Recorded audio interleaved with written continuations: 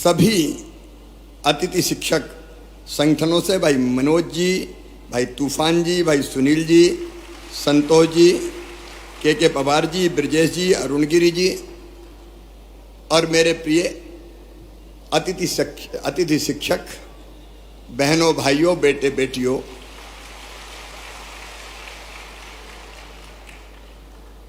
पिछली सरकार ने शिक्षा की व्यवस्था ठीक करने के लिए कभी ठोस कदम नहीं उठाए थे और एक अधकचरी व्यवस्था हो गई थी। गुरुजी, शिक्षाकर्मी, बाद में अतिथि शिक्षक, और इनकी जिंदगी अगर देखें तो ऐसे अनिश्चितता के भंवर में फंस गई थी कि करें तो क्या करें इतने साल पढ़ाने के बाद। मैं एक आपके योगदान को मैं कभी भुला नहीं सकता। जब रेगुलर शिक्षक नहीं थे तब अतिथि शिक्षक के रूप में आपको पढ़ाने का दायित्व सौंपा गया और मुझे प्रसन्नता ये कहते हुए कि अधिकांश अतिथि शिक्षकों ने पूरी कर्तव्य निष्ठा के साथ अपने दायित्व का निर्वाह किया, अपने दायित्व को निभाया। आप वो हैं जिन्होंने हमारी शिक्षा की गाड़ी को आगे बढ़ाया। बच्चों को आप लगातार गांव-गांव में पढ़ाते रहे। मैं आपको इसके लिए हृदय से धन्यवाद देता हूं।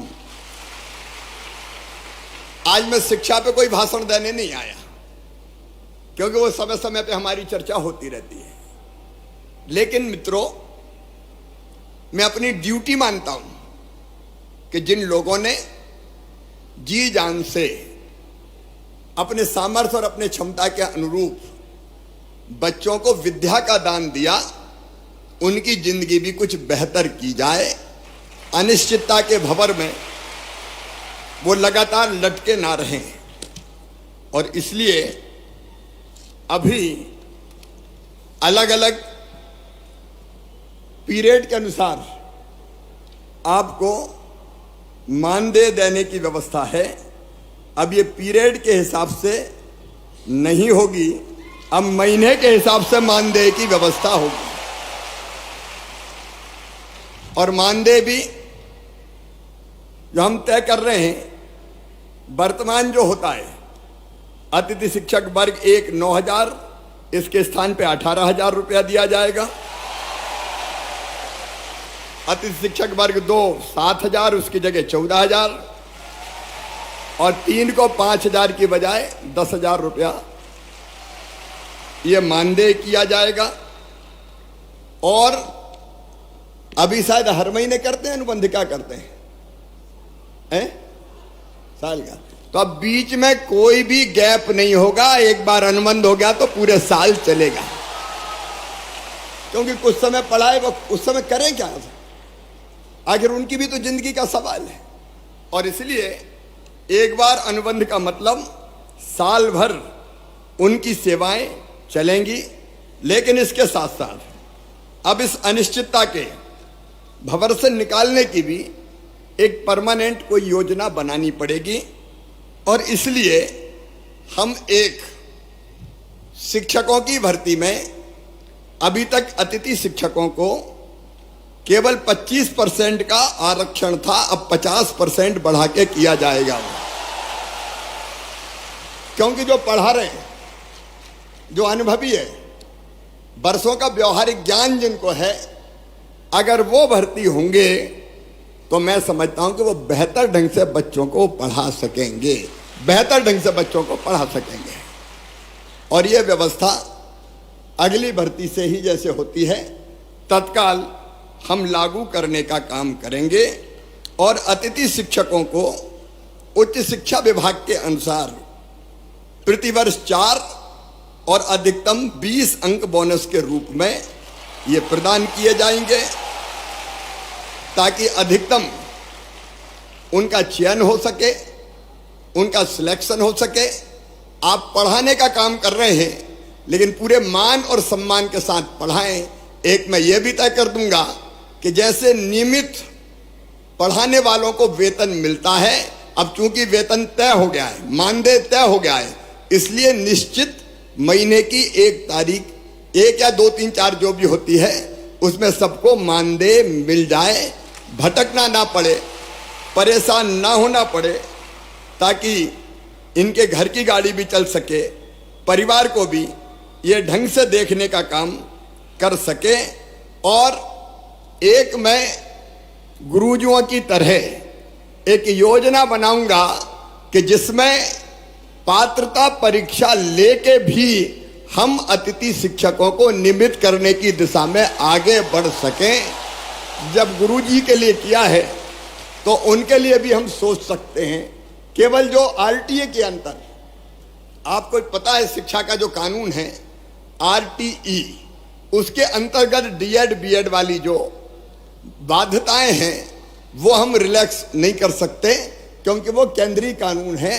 लेकिन उसको छोड़ के मेरी इच्छा है कि तुम सब नियमित हो जाओ, ढंग से पढ़ाओ, बच्चों को भी ठीक से पढ़ाओ, और बच्चों के साथ साथ अपने परिवार का भी आप ध्यान रख पाए। आपने इतने दिन में जहां गया बहुत अनुशासित तरीके से अपनी बात रखने का काम किया। मैं जहां जाता था मेरे अतिथि शिक्षक मित्र मिलते थे और बड़े अनुशासित ढंग से अपनी बात करते थे। मेरी आपसे इतनी अपील है कि मैं आपकी चिंता करूंगा, भारतीय जनता पार्टी की सरकार आपकी पूरी चिंता करेगी। आपकी जिंदगी अनिश्चित हम नहीं रहने देंगे, निश्चितता लाकर ही रहेंगे। कई कदम मैंने आपको बता दिए, लेकिन आपसे भी मेरा आग्रह है कि शिक्षक का मतलब सामान्य सेवा नहीं है, यह है बच्चों का भविष्य बनाने का काम। आज जो बच्चे पढ़ेंगे वो ही मध्य प्रदेश बनाएंगे, वो ही अपने देश को बनाएंगे।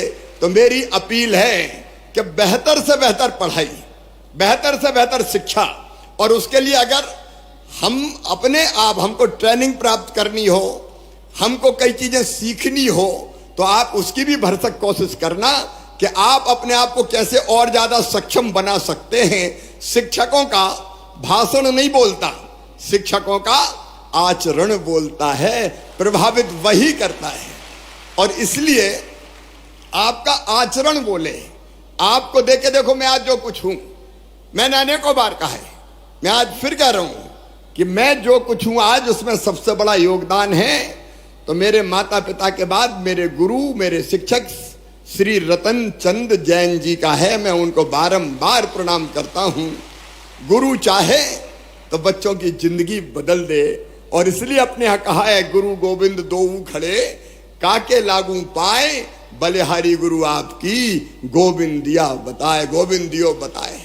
शिक्षा वो है जो मनुष्य को मनुष्य बना सके, शिक्षा वो है जो मुक्ति दिला सके। सा विद्या या विमुक्त, शंकराचार्य जी महाराज ने कहा था, इस लोक में भी और परलोक में भी। मेरे प्रिय भांजे और भांजियों, मैं यही आग्रह आपसे, देखिए मैं सरकार नहीं चलाता, मैं परिवार चलाता हूं, परिवार चलाता हूं। शायद ये पहली बार है जब मैंने मध्य प्रदेश के जितने हमारे साथी हैं कर्मचारी, उनकी ऐसी पंचायत बनाई। कोई की हिम्मत है कि पंचायत बुला ले, ये मामई की हिम्मत है कि पंचायत बुलाता है और चर्चा करके समस्याओं का समाधान। क्योंकि आप भी हमारे हो, मेरे परिवार के अभिन्न अंग हो, तो आपका सुख और दुख भी तो मेरा है। आपका एक कमिटमेंट मुझे चाहिए कि पढ़ाने में हम कोई कसर नहीं छोड़ेंगे। बोलो सब तैयार हो? तो बोलो भारत माता की। एक कमिटमेंट आपका कि पढ़ाने में आप कोई कसर नहीं छोड़ेंगे, और दूसरा कमिटमेंट मेरा कि मैं आपकी जिंदगी में अनिश्चितता नहीं रहने दूंगा, निश्चितता लाकर ही चैन की सांस लूंगा। और उसकी कई चीजें मैंने आपके सामने रखी है, वो नीति बना के आपके भविष्य को भी सुरक्षित रखेंगे। क्योंकि आपके भी तो बच्चे हैं, आपके भी तो बेटा, कई की तो शादी हो गई और कई बार पहले शादी हो गई। कितने सालों से पढ़ा रहे हैं? मैं समझता हूं कि 15-15, 20-20 साल से पढ़ाने वाले भी शिक्षक हैं कि नहीं? अतिथि शिक्षक वो भी हैं। तो ये कहां जाएंगे? इनको कहां रास्ते में छोड़ेंगे? क्या इनको जीने का हक नहीं है? क्या इनको मुस्कुराने का अधिकार नहीं है? और इसलिए आज मैं भरे भाव से कह रहा हूं कि आपकी चिंता मैं करूंगा, जिंदगी में निश्चितता लाएंगे। और ये जो कदम हमने उठाए कि गुरुजी की तरह हम पात्रता परीक्षा भी लेके आपको रेगुलर करने का काम करेंगे। 50% रिजर्वेशन भी हमने 50% शिक्षकों की भर्ती में कर दिया, ताकि आप जो न्यूनतम आवश्यकता है वो पूरी करते हुए बच्चों को ढंग से पढ़ाएं। बहुत लंबा चौड़ा भाषण देने की जरूरत नहीं है। मेरे साथ आप एक बार खड़े होके ये संकल्प लेंगे कि मामा जी, शिक्षा के मामले में, बच्चों को ढंग से पढ़ाने के मामले में और हर संभव सहयोग करने के मामले में हम पीछे नहीं रहेंगे। बोलो, सब तैयार हो? तो मेरे साथ बोलिए, भारत माता की, भारत माता की, भारत माता की, सरस्वती मैया की। जाओ मेरे प्रिय साथियों, अब आपका भविष्य सिक्योर है। ढंग से पढ़ाओ और अपने परिवार का भी ध्यान रखो, मध्य प्रदेश को भी आगे बढ़ाओ। बहुत बहुत धन्यवाद।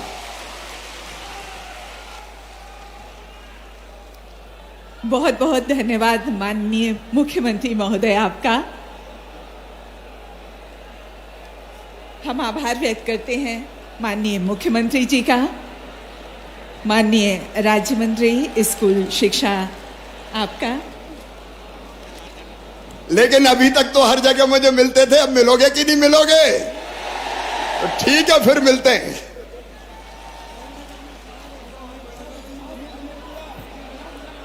एक बार फिर माननीय मुख्यमंत्री जी का बहुत बहुत आभार।